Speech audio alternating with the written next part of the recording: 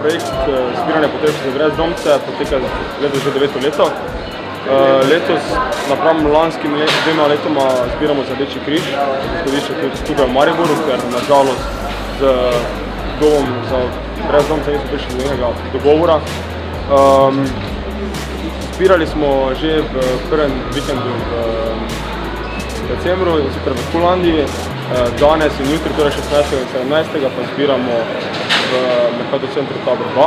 Akcija pa z leta v leto naleti na boljša otresa, je bolj obiskana.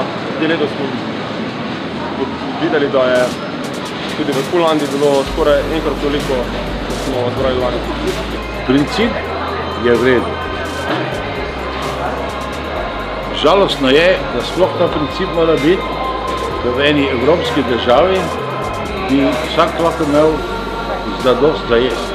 Pa za pit, pa za spat, pa za streho, pa za elektriko, pa da si segreje svojo zadnjico. Drugače pa je to v redu, je pa katastrofalno in žalostno in tega ne bi trebalo biti. Vedno se najde zadost denarja, da nekomu napolniš želodec.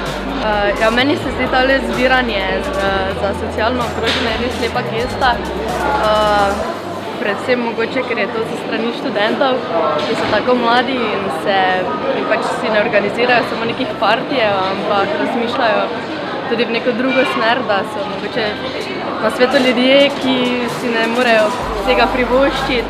Ja, super, mislim, da je zelo lepa gesta od vas, da pomagate ljudem, ki so te pomoči potrebni v teh božičnih praznikih, ki je zelo lepo, da veselujemo ljudi.